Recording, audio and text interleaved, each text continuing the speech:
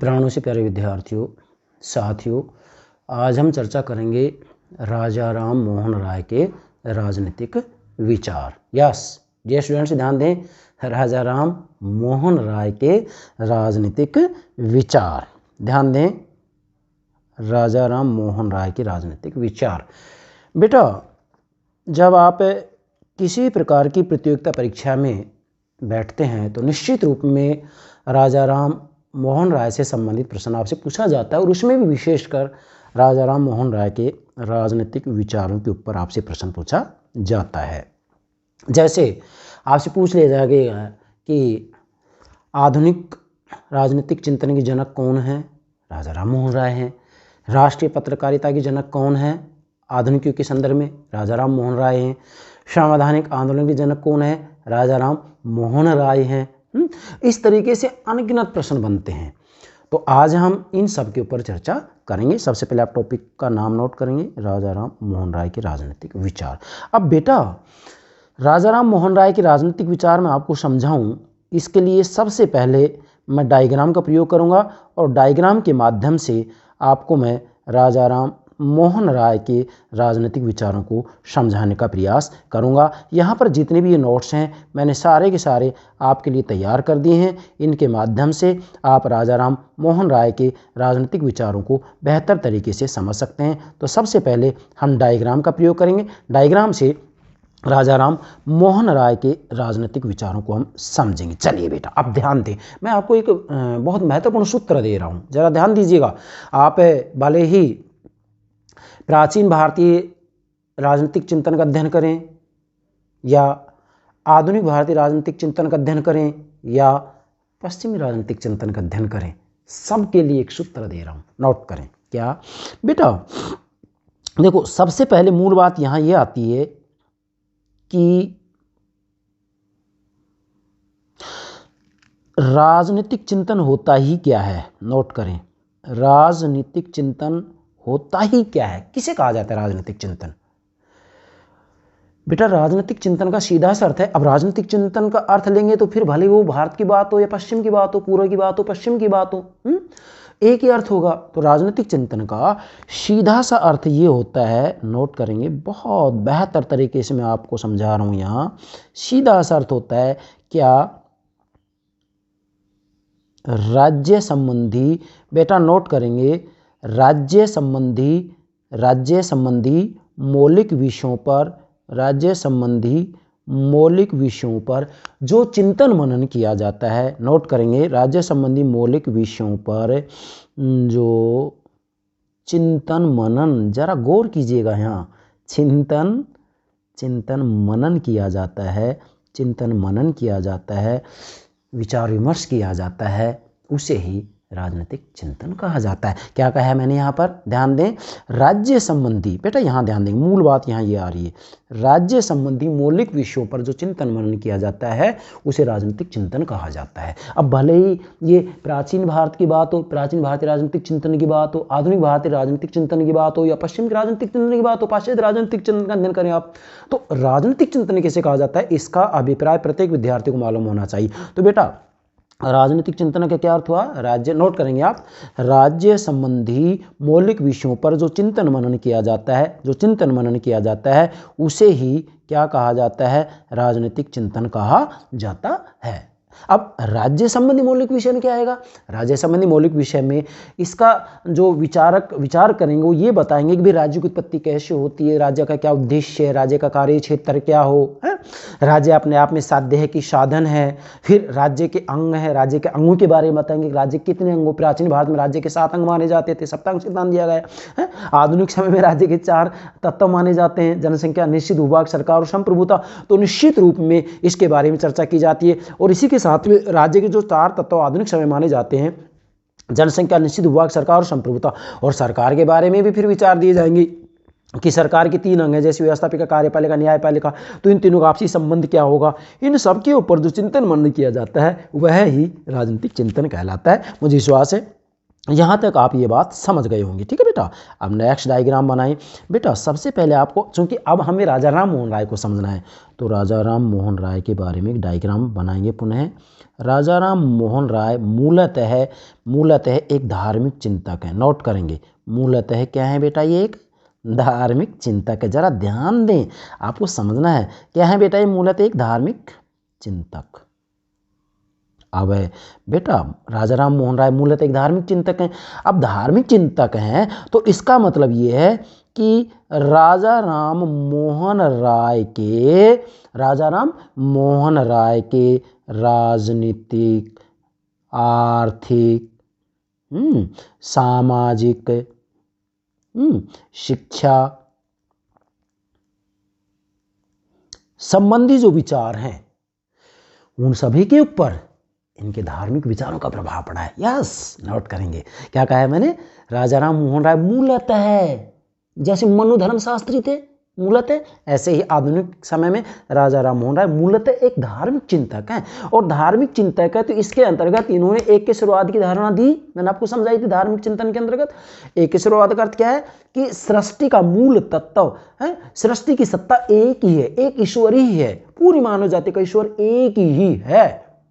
यहां पर जाति धर्म की बात की जाती है तो मानव के द्वारा बनाई गई चीजें, बाकी वाकई रूप में देखा जाए तो पूरी सृष्टि का पिता एक ही है, ईश्वर एक ही है, सत्ता एक ही है। एकेश्वरवाद की बात की तो इस एकेश्वरवाद के आधार पर ही इन्होंने जो है अपने राजनीतिक, आर्थिक, सामाजिक और शिक्षा संबंधी विचार दिए। इसका मतलब यह है कि राजा राम मोहन राय के जो धार्मिक विचार हैं उन धार्मिक विचारों का प्रभाव राजा राम मोहन राय के राजनीतिक, आर्थिक, सामाजिक और शिक्षा संबंधी विचारों पर पड़ा है, जिसके अंतर्गत मैंने आपको आर्थिक, सामाजिक और शिक्षा संबंधी विचार समझा दिए। आज हम केवल राजनीतिक चिंतन की या राजनीतिक विचार की बात करते हैं कि भी राजा राम मोहन राय के राजनीतिक विचार क्या हैं। तो मुझे पूरा विश्वास है आप जो है इसको अच्छे से समझ गए हैं। ठीक है बेटा, अब मेरे प्राणों से प्यारे विद्यार्थियों नेक्स्ट बात ध्यान देंगे। यस,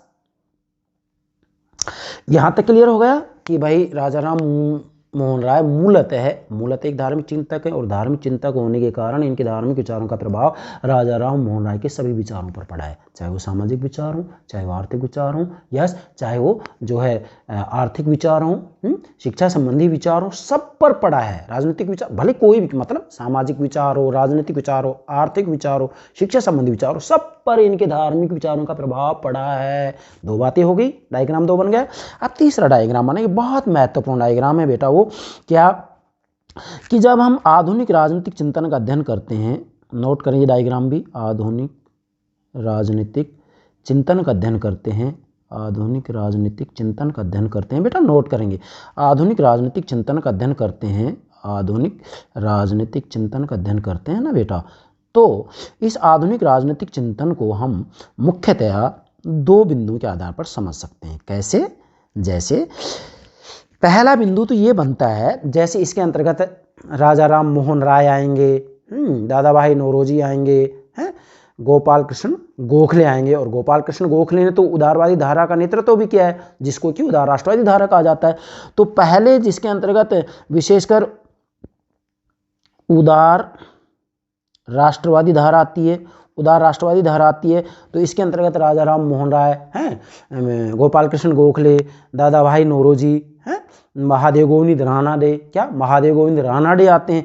तो बेटा इन सब ने क्या कहा है, उदार राष्ट्रवादी हैं ये, इन्होंने ये कहा है कि भाई सबसे पहले आप जो है अपनी समाज व्यवस्था में सुधार करें, समाज व्यवस्था में सुधार करें। मतलब उस समय चूंकि समाज व्यवस्था में अनेकों कुरीतियां थी, जैसे राजा राम मोहन राय के समय में आप देखेंगे सती प्रथा मूलतः थी। इनके बड़े भाई जगमोहन राय की जब मृत्यु हो जाती है तो इनकी भाभी जी को जीव जलाया जाता है भाई की चिता में। तो इसका जो है राजा राम मोहन राय ने विरोध किया। तो राजा राम मोहन राय कहते हैं कि सबसे पहले हम हमारी समाज व्यवस्था को सुधारें, और समाज व्यवस्था को सुधारने के बाद में ब्रिटिश जाति इतनी दयालु है कि वो हमें आज़ादी दे देंगे। तो इसका मतलब ये हो गया कि जो पहली धारा है उदार राष्ट्रवादी धारा, वो ये कहते हैं कि भी पहले समाज व्यवस्था में सुधार किया जाए और उसके बाद में जो ब्रिटिश जाति है, ब्रिटिश सरकार, वो हमें आज़ादी दे देगी। इसका मतलब ये कि राजा राम मोहन राय पहले समाज व्यवस्था को सुधारने की बात करते हैं और उसके बाद में कहते हैं कि भी ब्रिटिश सरकार के अधीन रहते हुए हमें आज़ादी मिल जाएगी। मतलब राजा राम मोहन राय ब्रिटिश शासन को एक वरदान के रूप में मानते हैं।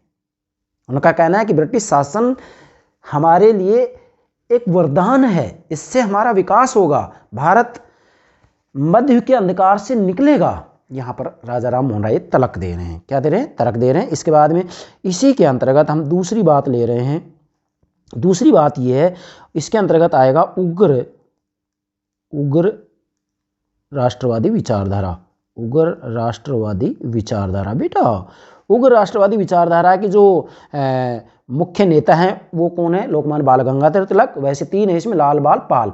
ठीक है बेटा, आप लाल बाल पाल, इसका मतलब क्या है? लोकमान्य बाल गंगाधर तिलक, विपिन चंद्र पाल, लाला लाजपत राय। ठीक है, तो इन्होंने क्या कहा है बेटा? इन्होंने ठीक इसके विपरीत कहा है। क्या कहा है? इन्होंने कहा है कि पहले हमें स्वतंत्रता चाहिए। तिलक ने स्पष्ट रूप में कह दिया कि सबसे पहले हमें आज़ादी चाहिए, स्वतंत्रता चाहिए। हमारी समाज व्यवस्था में क्या कमियां हैं, इन कमियों को हम बाद में दूर करते रहेंगे।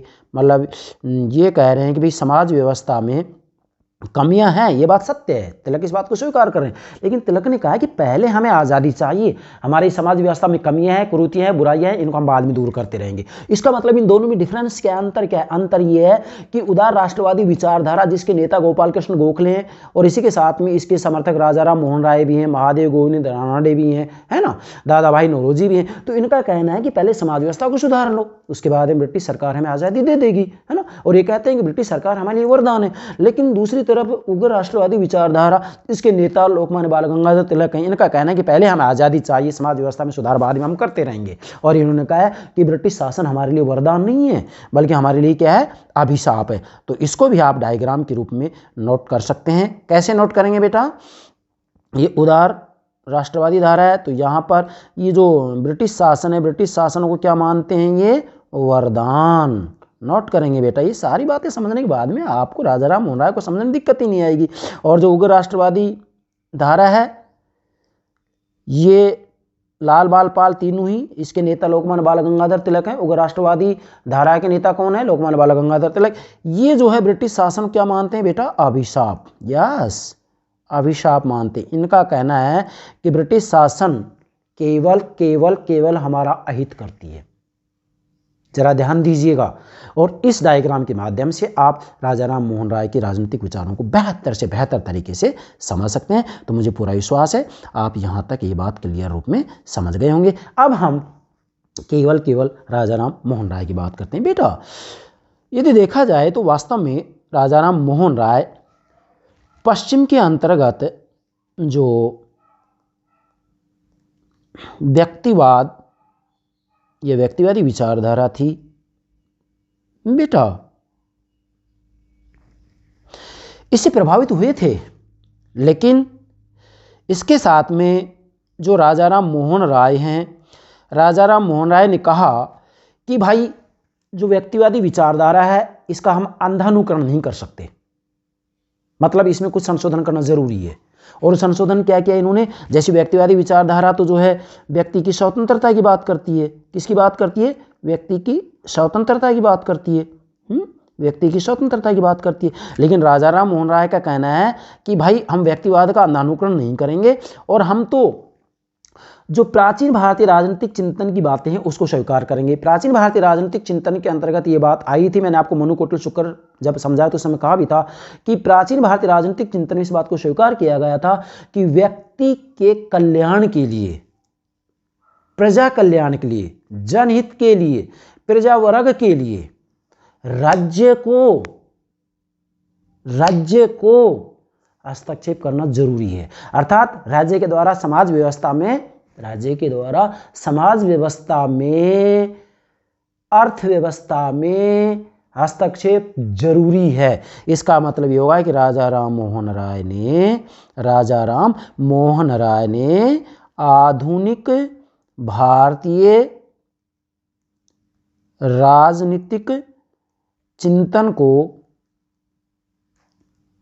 स्पष्ट करते समय इसको जोड़ दिया किससे? प्राचीन भारतीय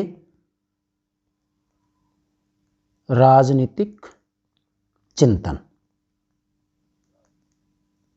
प्राचीन भारतीय राजनीतिक चिंतन से इसको जोड़ दिया। इसका मतलब राजा राम मोहन राय का जो विचार है वो पश्चिम की व्यक्तिवादी विचारधारा और प्राचीन भारत का जो राजनीतिक चिंतन था, इन दोनों का समन्वय करके ये कहा, क्या कहा कि मतलब राजा राम मोहन राय के विचार इस मान्यता पर आधारित हैं, किस मान्यता पर आधारित हैं कि प्राचीन भारतीय राजनीतिक चिंतन में ये बताया गया था कि भाई जो है लोगों के कल्याण के लिए, जनता के हित के लिए, प्रजा वर्ग के हित के लिए राज्य को सामाजिक और आर्थिक क्षेत्र में हस्तक्षेप करना चाहिए।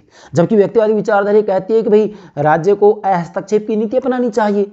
हस्तक्षेप मतलब राज्य को आर्थिक गतिविधि में हस्तक्षेप नहीं करना चाहिए। लेकिन राजा राम मोहन राय कह रहे हैं कि नहीं, हमें इसका अनुकरण नहीं करना है, नो, बल्कि हमें तो प्राचीन भारतीय राजनीतिक चिंतन की इस बात को स्वीकार करना है कि जनहित के लिए राज्य को समाज व्यवस्था में, अर्थव्यवस्था में हस्तक्षेप करना चाहिए।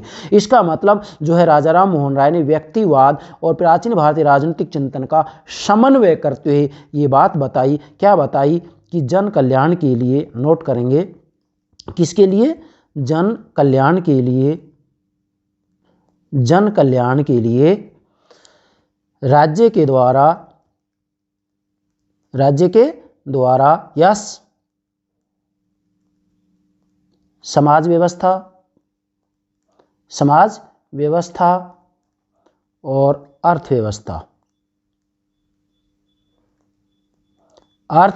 में हस्तक्षेप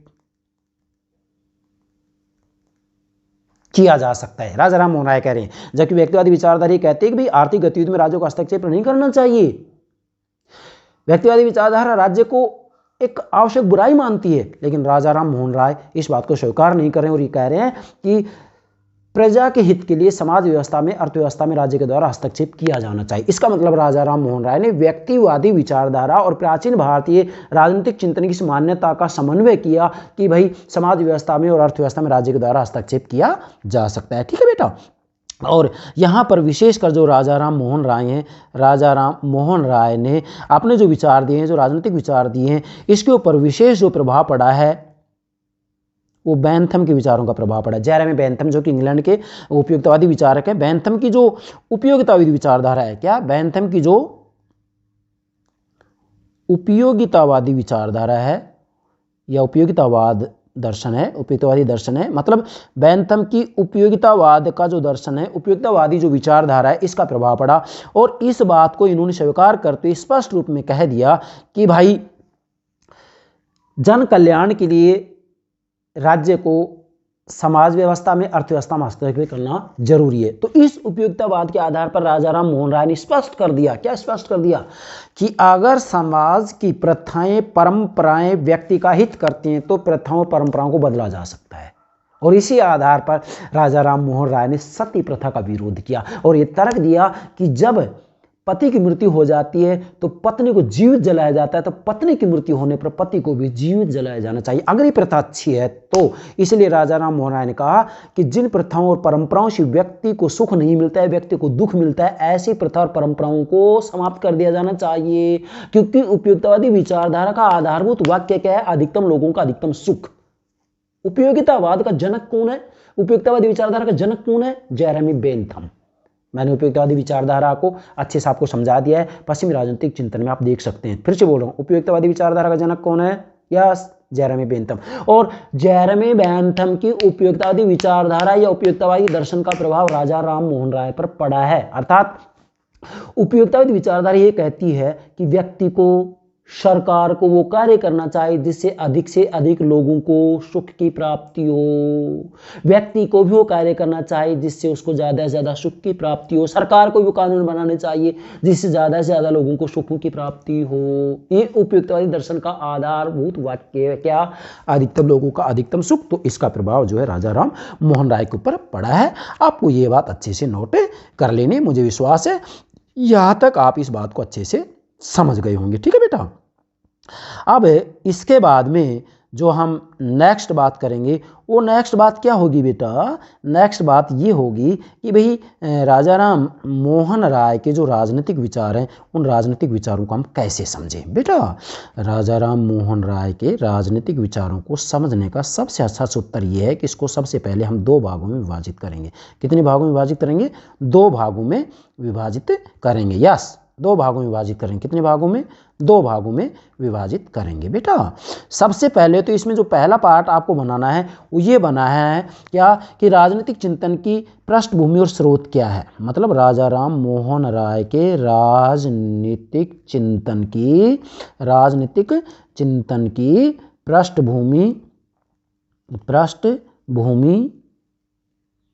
पृष्ठभूमि यस पृष्ठभूमि और स्रोत, पृष्ठभूमि एवं यस स्रोत। अब जरा देखें आप यहाँ, मतलब राजा राम मोहन राय के राजनीतिक विचारों को आपको अच्छे समझना है तो सबसे पहले क्या करना है बेटा, आपको इसके दो पार्ट बनाने हैं।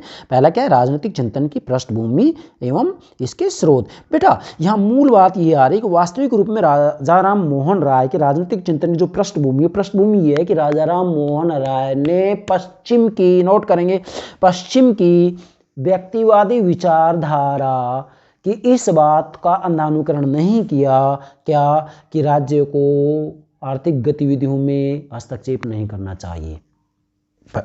पश्चिम की जो व्यक्तिवादी विचारधारा ये बात कहती है कि भाई राज्य को आर्थिक गतिविधियों में हस्तक्षेप नहीं करना चाहिए, लेकिन राजा राम मोहन राय ने इसका अंधानुकरण नहीं किया, बल्कि राजा राम मोहन राय ने पश्चिम की व्यक्तिवादी विचारधारा के साथ इस बात का समन्वय किया कि जनता के कल्याण के लिए राज्य को समाज व्यवस्था में, अर्थव्यवस्था में हस्तक्षेप करना चाहिए। इसका मतलब राजा राम मोहन राय ने प्राचीन भारत की इस मान्यताओं को स्वीकार किया कि समाज के लिए, समाज के कल्याण के लिए, लोगों के कल्याण के लिए समाज व्यवस्था में और अर्थव्यवस्था में राज्य को हस्तक्षेप करना चाहिए। जबकि पश्चिम की व्यक्तिवादी विचारधारा को इन्होंने अंधानुकरण के रूप में स्वीकार नहीं किया कि भाई समाज व्यवस्था में आर्थिक गतिविधियों में हस्तक्षेप नहीं करना चाहिए। नहीं। राजा राम मोहन राय ने जो है पश्चिम की व्यक्तिवादी विचारधारा और प्राचीन भारत की इस मान्यता का समन्वय किया कि लोगों के कल्याण के लिए समाज व्यवस्था में और अर्थव्यवस्था में राज्य को हस्तक्षेप करना चाहिए। इसके साथ में जो है राजनीतिक चिंतन जो पृष्ठभूमि और स्रोत है, इसमें जो अगली बात आएगी वो ये आएगी कि जो राजा राम मोहन राय हैं वो वास्तविक रूप में जेरेमी बेंथम, बेटा नोट करेंगे,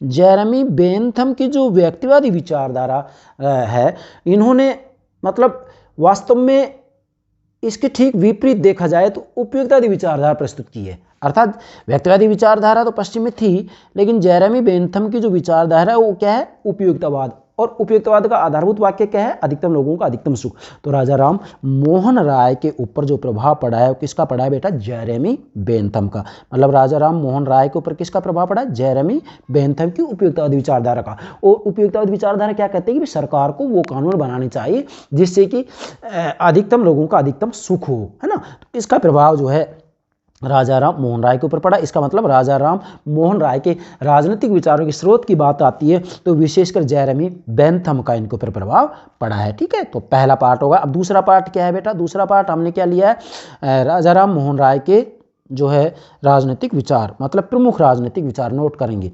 प्रमुख राजनीतिक विचार। मतलब राजा राम मोहन राय का जो दूसरा पार्ट ले रहे हैं राजनीतिक विचारों में, इसमें लेंगे हम प्रमुख राजनीतिक विचार। दो बिंदु बन गए ना।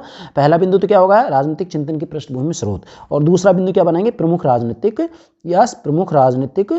जो है विचार लेंगे हम, प्रमुख राजनीतिक विचार। अब प्रमुख राजनीतिक विचारों में बेटा यहाँ लगभग हम 11 बिंदुओं के माध्यम से आपको राजा राम मोहन राय के राजनीतिक विचारों को समझाएंगे। बाकी मैंने पीछे नोट्स के रूप में सारी बातें जो है तैयार कर दी PDF के रूप में, आप इसको देख सकते हैं। हाँ, यहाँ मैं एक एक बिंदु को थोड़ा सा जो है संक्षेप में समझाने का प्रयास करूँगा। तो बेटा चलिए, सबसे पहले हमें ये देखना है, क्या देखना है कि राजा राम मोहन राय के जो प्रमुख राजनीतिक विचार हैं उनमें सबसे पहले किसको लेंगे हम बेटा? यस, नोट करते जाए मेरे साथ। पहला क्या लेंगे? व्यक्ति की स्वतंत्रता पर विचार, व्यक्ति की स्वतंत्रता पर विचार। यस, व्यक्ति की स्वतंत्रता पर विचार। बेटा वास्तव में व्यक्ति की स्वतंत्रता पर विचार की बात आती है तो राजा राम मोहन राय जो है, जैसे जॉन लॉक हैं, जो कि पश्चिम के ही राजनीतिक विचारक हैं, जॉन लॉक हैं, थॉमस पेन हैं, तो इन्होंने प्राकृतिक अधिकारों की बात की है। जैसे जॉन लॉक ने व्यक्ति के 3 प्राकृतिक अधिकारों की बात की है, जीवन का अधिकार है, स्वतंत्रता का अधिकार, संपत्ति का अधिकार। तो राजा राम मोहन राय भी इससे प्रभावित होते हैं। लेकिन जैसे जॉन लॉक कह रहे हैं कि भाई व्यक्ति को जन्म के साथ 3 अधिकार मिल जाते हैं, जीवन का अधिकार, स्वतंत्रता का अधिकार, संपत्ति का अधिकार। यह प्रश्न बनता है कि जॉन लॉक ने कितने प्राकृतिक अधिकारों की बात की? 3, जीवन का अधिकार, स्वतंत्रता का अधिकार, संपत्ति का अधिकार। लेकिन जो राजा राम मोहन राय हैं वो जो है ये जो प्राकृतिक अधिकार है इनको मतलब जो है प्रतिबंधित मानते हैं। ऐसा नहीं है कि इनके ऊपर कोई प्रतिबंध नहीं होगा, मतलब इनको जो है सीमित मानते हैं राजा राम मोहन राय, जबकि जॉन लॉक इनको असीमित मानते हैं। तो राजा राम मोहन राय ने उपयोगितावादी विचारधारा से प्रभावित होकर के ये कहा कि जो प्राकृतिक अधिकार है सीमित है, असीमित नहीं है। तो स्वतंत्रता के ऊपर जो राजा राम मोहन राय उन्होंने अपने जो विचार दिए इस रूप में दिए कि जो व्यक्ति की स्वतंत्रता है वो सीमित है, असीमित नहीं हो सकती। मतलब व्यक्ति की जो स्वतंत्रता है ये सापेक्ष है, निरपेक्ष नहीं है। नोट करें, ठीक है बेटा। बाकी मैंने पीछे सारी की सारी बातें आपको जो है बता रखी, आप देख सकते हैं बेटा। दूसरा जो इसका विचार है, नोट करेंगे, दूसरा जो विचार है वो क्या होगा बेटा, जो है राज्य के कार्य क्षेत्र के बारे में विचार। दूसरा नोट करें, राज्य के कार्य क्षेत्र के बारे में विचार। राज्य के कार्य क्षेत्र के बारे में विचार। बेटा मैंने आपको पहले बताया था राजनीतिक चिंतन का जब अध्ययन किया जाता तो उसमें राज्य के कार्य क्षेत्र की चर्चा जरूर होती है। राज्य के कार्य क्षेत्र के बारे में विचार, ठीक है बेटा, बारे में विचार, ठीक है, बारे में विचार। बेटा अब भाई कोई विचार तो ये कहेगा कि राज्य का कार्य क्षेत्र ज़्यादा से ज़्यादा हो, कोई कहेगा राज्य कार्य क्षेत्र कम से कम हो। जैसे अराजकतावादी तो स्पष्ट रूप में कह देते हैं कि राज्य की आवश्यकता नहीं है, राज्य को शांत कर दिया जाना चाहिए, है। जबकि समाजवादी विचारधारा की बात आती है तो डेफिनेटली वो राज्य के कार्य क्षेत्र की वृद्धि की बात करते हैं, है। व्यक्तिवाद की बात आती है तो वो राज्य को एक आवश्यक बुराई मानते हैं, ये कहते हैं कि आर्थिक गतिविधि में राज्यों का हस्तक्षेप नहीं करना चाहिए। तो राज्य के कार्य क्षेत्र के बारे में विभिन्न विचारकों ने अपने अलग अलग विचार दिए। तो राजा राम मोहन राय यहाँ पर ये कह रहे हैं कि जन कल्याण के लिए राज्य को आर्थिक गतिविधि में हस्तक्षेप करना चाहिए, जन कल्याण के लिए राज्य को कार्य करने चाहिए, राज्य के कार्य क्षेत्र में वृद्धि करनी चाहिए। ये जो है राजा राम मोहन राय कह रहे हैं। तो कार्य क्षेत्र के बारे में बेटा जब आप राजनीतिक चिंतन का अध्ययन करते हो कार्य क्षेत्र की चर्चा सब करेंगे आप, भले ही पश्चिमी राजनीतिक विचारों को या भारतीय राजनीतिक विचारों को। आप मनु कोटले शुक्र की बात करेंगे तो उन्होंने भी राज्य कार्य क्षेत्र की चर्चा की है। यस, ठीक है। इसके बाद में बेटा इसका जो तीसरा विचार है, तीसरा विचार नोट करेंगे क्या? तीसरा विचार है सभी राष्ट्रों की स्वतंत्रता का समर्थन। सभी राष्ट्रों की स्वतंत्रता का समर्थन। सभी राष्ट्रों की स्वतंत्रता का, यस, सभी राष्ट्रों की स्वतंत्रता का समर्थन। स्वतंत्रता का समर्थन बेटा, सभी राष्ट्रों की स्वतंत्रता का समर्थन। इसका क्या मतलब है? इसका मतलब ये होगा कि वास्तव में जो राजा राम मोहन राय हैं इन्होंने सब राष्ट्रों की, विश्व के सभी राष्ट्रों की स्वतंत्रता की बात की है कि भाई इनको आज़ादी मिलनी चाहिए। लेकिन यहाँ बड़ी विचित्र बात है, राजा राम मोहन राय ने कहा कि भारत को जो आज़ादी मिलेगी वो ब्रिटिश शासन के अधीन रहते हुए मिलनी चाहिए, एक झटके से नहीं मिलनी चाहिए। ये बड़ी विचित्र बात है कि यहाँ राजा राम मोहन राय के विचारों में अंतर्विरोध है, और अंतर्विरोध तो सभी विचारकों के विचारों में पाया जाता है, चाहे प्लेटो, चाहे अरस्तु, चाहे राजा राम मोहन राय, मनु कोटले शुक्र वाली कोई भी क्यों ना हो। ठीक है बेटा, तो इसको मैं शॉर्ट में बता रहा हूँ आपको। इसके बाद में जो है इसका चौथा विचार नोट करेंगे, राजा राम मोहन राय का जो राजनीतिक विचार है इसमें चौथा है निरंकुश, यस, निरंकुश शासन का विरोध। नोट करें, निरंकुश शासन का विरोध। ठीक है बेटा, निरंकुश शासन का विरोध और लोकतांत्रिक एवं संवैधानिक शासन का समर्थन। नोट करें, लोकतांत्रिक एवं संवैधानिक शासन का समर्थन। राजा राम मोहन राय ने संवैधानिक शासन का समर्थन किया है जबकि निरंकुश शासन का विरोध किया है। आपको ध्यान रखना, इसीलिए राजा राम मोहन राय को, यस, राजा राम मोहन राय को संवैधानिक शासन का जनक माना जाता है आधुनिक युग के संदर्भ में, भारत के संदर्भ में विशेषकर। पांचवा नोट करेंगे बेटा, पांचवा जो विचार है बेटा वो क्या होगा, जरा नोट करें। पांचवा विचार, यस, प्रेस एवं अभिव्यक्ति की स्वतंत्रता का समर्थन। नोट करें, प्रेस एवं अभिव्यक्ति की स्वतंत्रता का समर्थन। प्रेस एवं अभिव्यक्ति की स्वतंत्रता का समर्थन। स्वतंत्रता का, प्रेस एवं अभिव्यक्ति की स्वतंत्रता का समर्थन। और राजा राम मोहन राय को राष्ट्रीय पत्रकारिता का जनक भी माना जाता है। तो राजा राम मोहन राय का कहना है कि अगर एक स्वस्थ जनमत का निर्माण करना है तो इसके लिए जो है प्रेस, यस प्रेस, नोट करेंगे, प्रेस एवं अभिव्यक्ति, मतलब अभिव्यक्ति की स्वतंत्रता का इन्होंने समर्थन किया। इनका कहना है कि स्वस्थ जनमत का निर्माण करना है तो प्रेस और अभिव्यक्ति के ऊपर प्रतिबंध नहीं होना चाहिए। ठीक है बेटा। इसके बाद में जो नेक्स्ट बात आती है, नेक्स्ट बिंदु कौन सा है बेटा इनका, यस नेक्स्ट है छठा नोट करेंगे, छठा नोट करो, यस प्रशासनिक व्यवस्था में सुधार संबंधी विचार, प्रशासनिक व्यवस्था में सुधार संबंधी विचार, बेटा नोट करो, प्रशासनिक व्यवस्था में सुधार संबंधी विचार। ठीक है बेटा, नोट कर लिया, प्रशासनिक व्यवस्था में सुधार संबंधी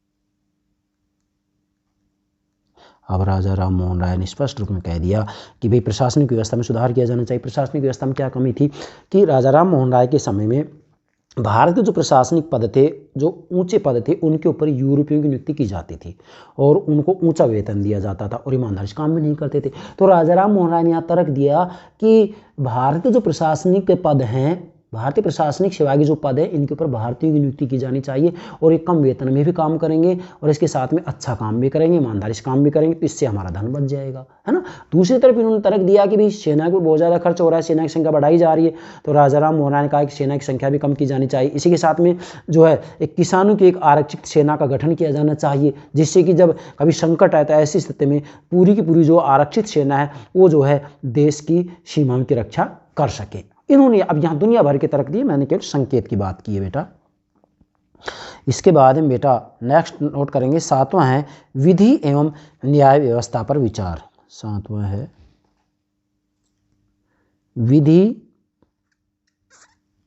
सातवां है विधि एवं न्याय व्यवस्था पर विचार।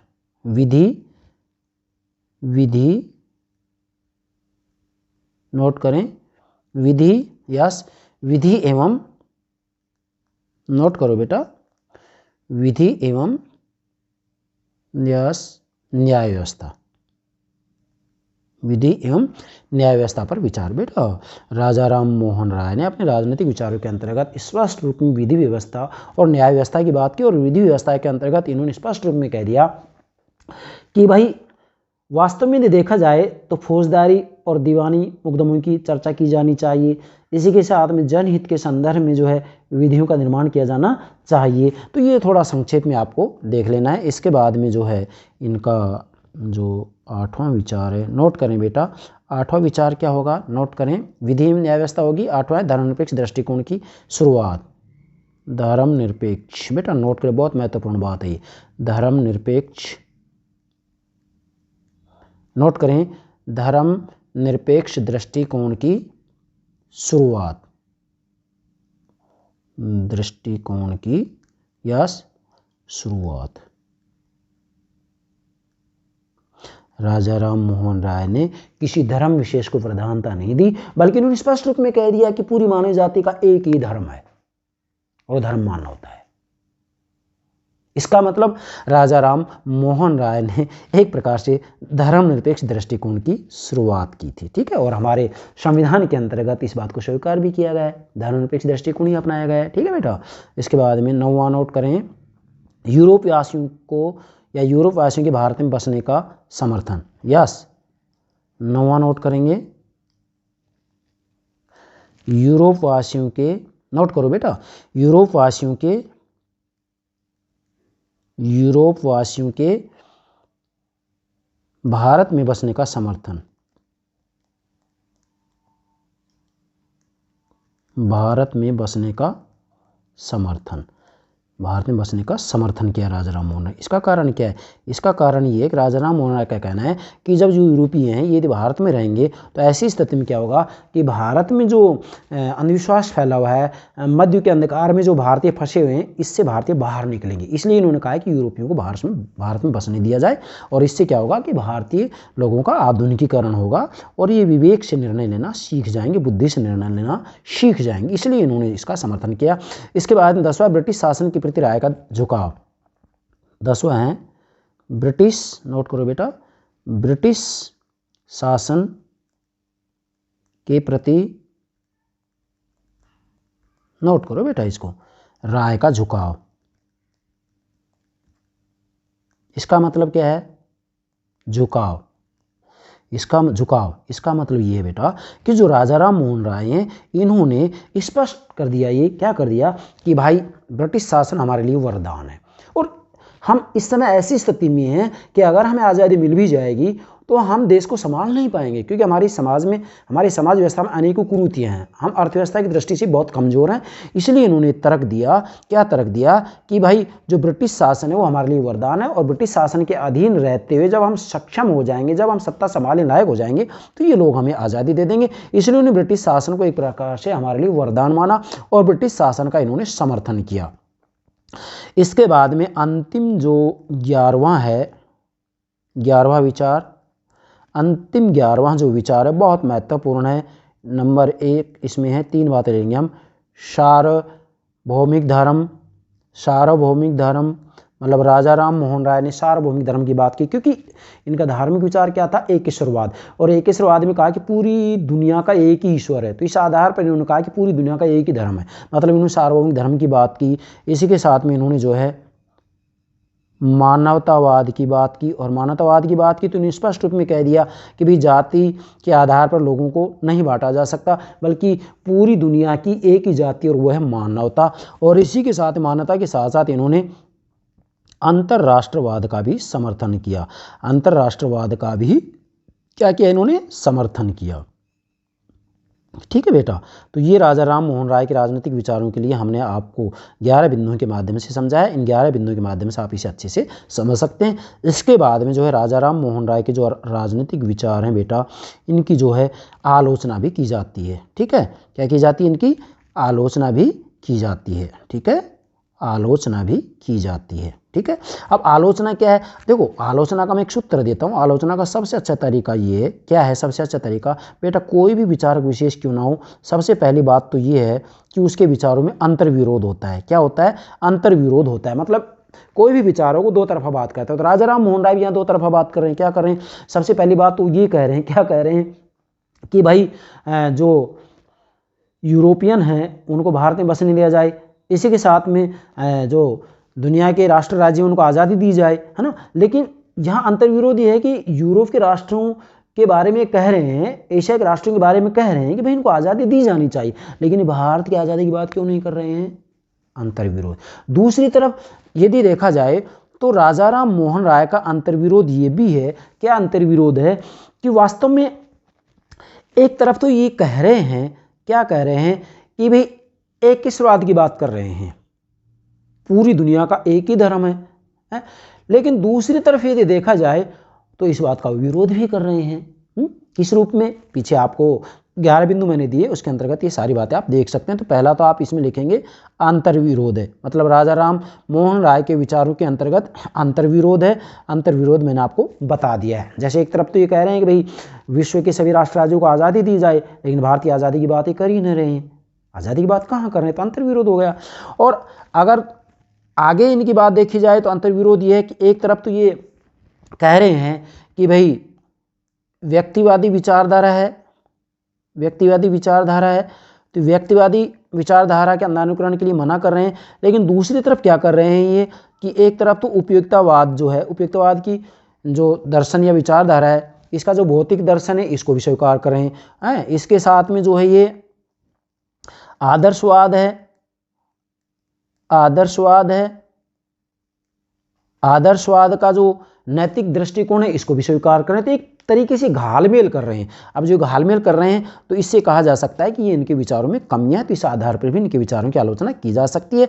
उसके बाद में बेटा राजा राम मोहन राय के इन सभी विचारों का जब हम निष्कर्ष निकालते हैं, इसको थोड़ा ध्यान से देखना है आपको, इन सभी विचारों का जब निष्कर्ष निकालते हैं तो निष्कर्ष में बहुत बातें आती हैं। निष्कर्ष में सबसे पहली बात तो यह आएगी कि राजा राम मोहन राय पुनर्जागरण के, यस देखो ये स्वराज्य के अग्रदूत नहीं है बल्कि पुनर्जागरण के अग्रदूत हैं।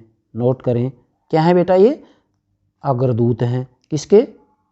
पुनर्जागरण के अग्रदूत हैं, स्वराज्य के अग्रदूत नहीं है ये आपको ध्यान रखना है। स्वराज्य के अग्रदूत कौन है? यस महर्षि दयानंद सरस्वती। ठीक है। इसके बाद में अगर निष्कर्ष की बात आती है तो अगली बात लेंगे आप। अगली बात क्या लेनी है हमें? अगली बात ये लेनी है कि जो राजा राम मोहन राय हैं वो ना केवल पुनर्जागरण के अग्रदूत हैं बल्कि जो राजा राम मोहन राय हैं, नोट करना है, वो राष्ट्रीय पत्रकारिता के जनक भी हैं। नोट करो, पत्रकारिता के जनक भी हैं बेटा, राष्ट्रीय पत्रकारिता के जनक भी हैं। इसी के साथ में निष्कर्ष में अगली बात लेंगे हम। अगली जो बात ली जाएगी वो ये ली जाएगी कि जो राजा राम मोहन राय हैं वो भारत में, केवल भारत की बात कर रहे हैं हम, भारत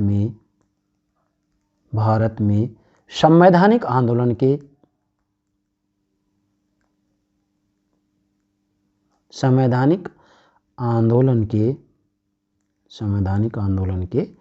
जनक भी हैं ये, है ना बेटा, तो ध्यान रखना है। और प्रथम आधुनिक भारतीय राजनीतिक चिंतक भी हैं ये, हैं। इसी के साथ में जो निष्कर्ष की बात आती है वो आपको क्या नोट करना है कि जो राजा राम मोहन राय हैं वो आधुनिक भारत के, नोट करो, आधुनिक भारत के निर्माण में, नोट करो, आधुनिक भारत के निर्माण में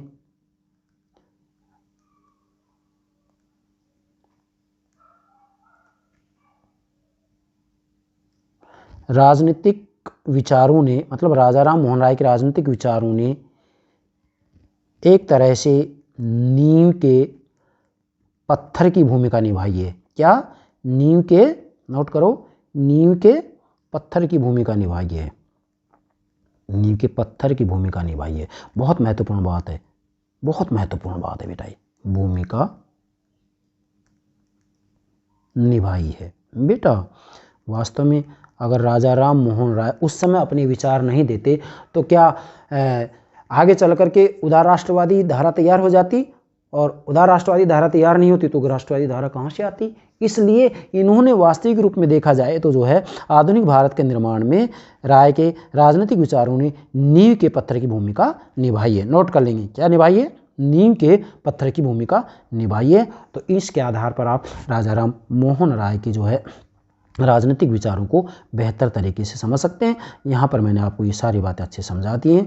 इसके बाद में जब ये सारी बातें समझ में आ जाती हैं तो राजा राम मोहन राय के राजनीतिक विचारों को समझने में आपको कतई कोई दिक्कत नहीं आएगी। और इसके बाद में मैंने सारे के सारे जो नोट्स हैं आपके लिए तैयार कर दिए हैं, इनको एक एक करके आप नोट कर सकते हैं।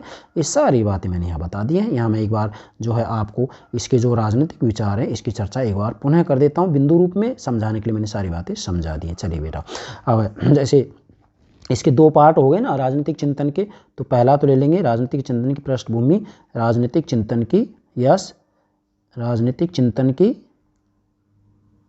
पृष्ठभूमि एवं स्रोत। ठीक है, तो इसमें मैंने आपको अच्छे से बता दिया है। इसका दूसरा पार्ट क्या आएगा बेटा? दूसरा आ जाता है इसका यहाँ से प्रमुख राजनीतिक विचार। प्रमुख राजनीतिक विचार में 11 विचार बताए मैंने। पहला व्यक्ति की स्वतंत्रता पर विचार, तो ये जॉन लॉक, टॉमस पेन इत्यादि सारे आप देख लेंगे। ठीक है, राज्य के कार्य क्षेत्र के बारे में अपने विचार देते हैं, नोट करें, राज्य के कार्य क्षेत्र के बारे में अपने विचार देते हैं। तीसरा है, अभी सब मैंने नोट कर दिया है, सभी राष्ट्रीय स्वतंत्रता का समर्थन किया है, निरंकुश शासन का विरोध और लोकतांत्रिक संवैधानिक शासन का समर्थन। पाँचवां, यस, सब बातें हैं ये, प्रेस में व्यक्ति स्वतंत्रता।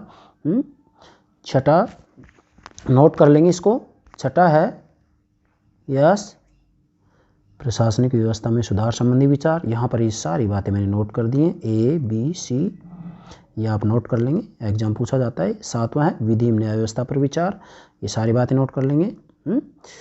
अब जैसे यहाँ जो है राजा राम मोहन राय ने विधि के 2 स्रोत बताए, एग्जाम पूछ लिया जाता है, लोगों की इच्छा तथा संप्रभु के आदेश, इसको ज़रा अच्छे से नोट कर लेना, ठीक है।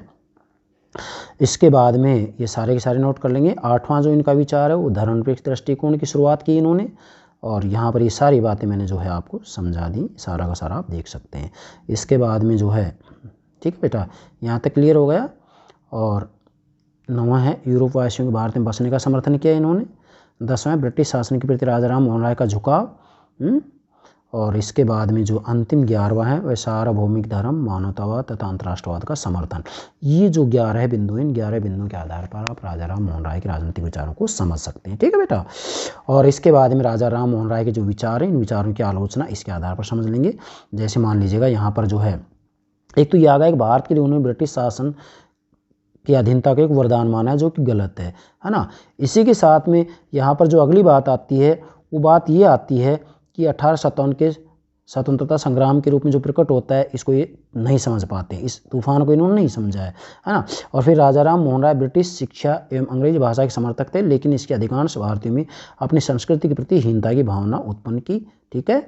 और इसी के साथ उन्होंने व्यक्ति की प्राकृतिक अधिकार की धारणा स्वीकारी, और इसके साथ ही उपयुक्तवाद और भौतिक दर्शन में उदार प्रतिवाद के नैतिक दर्शन को भी स्वीकार है। तो ये एक प्रकार से मैं ये कह सकता हूँ कि अंतर्विरोध है, ये अंतर्विरोध है, तो इसकी आलोचना है। इसके बाद निष्कर्ष निकाल लेंगे, और निष्कर्ष में लिखेंगे कि ये सत्य है कि राजा राम मोहन राय स्वराज्य के अग्रदूत नहीं थे, बल्कि पुनर्जागरण के अग्रदूत थे, और इसमें सारी बात मैंने आपको बता दी है। तो इसके आधार पर आप अच्छे समझ सकते हैं। और अंत में जो ये मैंने आपको बताया ना, इसको ज़रा नोट कर लेंगे आप कि राजनीति उस परिपक्व अवस्था में प्रवेश कर चुकी थी या कर सकी जब तिलक ने स्वराज्य की मांग प्रस्तुत की। और जब तिलक ने कहा स्वराज्य मेरा जन्म से अधिकार हमेशा लेकर के रहूँगा, तो बेटा सबसे पहली बात तो तिलक के विचारों के ऊपर भी जॉन लॉक के विचारों के ऊपर भाव पड़ा है, क्योंकि तिलक कह रहे कि जब पश्चिम वाली ये बात मानते हैं कि स्वराज्य जन्म के साथ मिलता है, तो क्या भारतीय मनुष्य नहीं है? और भारतीय मनुष्य है तो जन्म के साथ बच्चे को 3 अधिकार मिल जाते हैं, जीवन का अधिकार, स्वतंत्रता का अधिकार, संपत्ति का अधिकार। इसलिए तिलक ने कहा स्वराज्य मेरा जन्म से अधिकार है, मैं इसे लेकर के रहूंगा। तो डेफिनेटली अगर उदार राष्ट्रवादी विचारधारा नहीं आती, राजा राम मोहन राय, गोपाल कृष्ण गोखले के विचार नहीं आते, गोपाल कृष्ण गोखले ब्रिटिश संसद के सामने यदि अपने विचार सुझाव नहीं देते, तो डेफिनेटली तिलक एकदम उग्र नहीं हो पाते थे, क्योंकि नींव का जो पहला पत्थर है वो तो इन्होंने ही रखा है, राजा राम मोहन राय ने, गोपाल कृष्ण गोखले ने, महावीर गोविंद रानाडे ने, दादा भाई नौरोजी ने, मतलब उदार राष्ट्रवादी धारा ने। तो यहाँ पर जो है मांग प्रस्तुत की कि भारत के निर्माण में राय के राजनीतिक विचारों ने नींव के पत्थर की भूमिका निभाई, और यही उनका महत्व है, ठीक है। ये सब मैंने आपको समझा दिया है, तो इसके आधार पर आप ये समझ सकते हैं। अब ये जो है बेटा, मैं कहूँगा कि ये आपके डायग्राम हो गए, और इन डायग्रामों की मदद से आप राजा राम मोहन राय के राजनीतिक विचारों को अच्छे से समझ सकते हैं, ठीक है बेटा। तो इसको आप थोड़ा सा अच्छे से ले लेंगे, क्योंकि जब तक ये डायग्राम नहीं समझेंगे तब तक राजा राम मोहन राय के विचारों को समझना बड़ा कठिन है। और मेरा मूल मकसद जो है राजा राम मोहन राय के विचारों को समझाना है, ठीक है बेटा। तो इसको आप अच्छे से नोट कर लेंगे। ये सारी बातें बेहतर तरीके से मैंने आपको समझाई हैं, और ये जो है इसके सारे के सारे विचार हो गए। इसके आधार पर आप इनको जो है अच्छे से समझ सकते हैं। ये इनकी आलोचना होगी, और इसके बाद में यहाँ पर जो ये इनका निष्कर्ष है वो निष्कर्ष निकाल लिया। निष्कर्ष में ये जो बातें हैं सारी की सारी, इनको जो है आपको अच्छे से नोट कर लेना है, ठीक है बेटा। तो थोड़ा सा ध्यान देंगे, ये सारी की सारी बातें आपको नोट करनी है निष्कर्ष में। और इसके आधार पर मैं ये कहूँगा कि आप जो है राजा राम मोहन राय के राजनीतिक विचारों को अच्छे समझेंगे। और इतना समझने के बाद मैं दावे के साथ कहता हूँ कि राजा राम मोहन राय के राजनीतिक विचारों के संदर्भ में आपसे कहीं से भी कोई भी प्रश्न पूछा जाए, इससे बाहर नहीं निकल सकता। बस यहाँ मैं ये ज़रूर कहूँगा कि आप जो है इस डायग्राम के माध्यम से इसको समझेंगे। और अंत में ये कहूँगा कि राजा राम मोहन राय आधुनिक भारत के राजनीतिक चिंतन के जनक हैं। बस अंत में ये कहूँगा, और इसको आपको नोट करना है। अब राजा राम मोहन राय आधुनिक भारत के जनक क्यों हैं, आधुनिक भारतीय राजनीतिक चिंतन के जनक क्यों हैं, इसकी चर्चा हम अगले लेक्चर में करेंगे। और जो ये हमारा लेक्चर होगा, ये 1 जनवरी 2023 2024 से नए साल शुरू करें और नए साल से हम लाइव क्लास शुरू करें। और लाइव क्लास का हमारा पहला टॉपिक यही होगा, क्या होगा पहला टॉपिक, कि जो राजा राम मोहन राय हैं ये आधुनिक भारतीय राजनीतिक चिंतन के जनक क्यों हैं।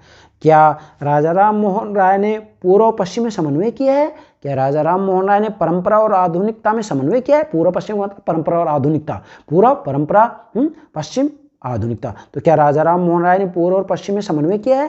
क्या राजा राम मोहन राय ने परंपरा और आधुनिकता में समन्वय किया है? इसी के साथ में यहीं पर यह भी प्रश्न बनता है कि राजा राम मोहन राय का मूल्यांकन और योगदान। तो मतलब राजा राम मोहन राय का योगदान, मूल्यांकन, पूर्व पश्चिम का समन्वय, या राजा राम मोहन राय आधुनिक भारतीय राजनीतिक चिंतन के जनक, ये सारी जो बातें हैं वो एक ही हैं। और इसको जो है हम 1/1/2024 शुरू करेंगे, मतलब नव वर्ष से 2024 से हम लाइव क्लास शुरू करेंगे। और लाइव क्लास का हमारा पहला जो टॉपिक होगा वो यही होगा कि राजा राम मोहन राय आधुनिक भारत के राजनीतिक चिंतन के जनक क्यों हैं, या इन्होंने पूर्व और पश्चिम में क्या समन्वय किया है, या परंपरा और आधुनिकता में क्या समन्वय किया है, कैसे समन्वय किया है, इसको जो है हम बेहतर तरीके से समझाएंगे। और ये 1 तारीख को मतलब 1/1/2024 को ये टॉपिक हम लेंगे। और हम 1/1/2024 से लाइव क्लास शुरू कर रहे हैं। जैसा कि विद्यार्थियों काफ़ी समय से मांगती कि सर आप लाइव क्लास शुरू करें, तो मैं मेरे प्राणों से प्यारे विद्यार्थियों के लिए 1/1/2024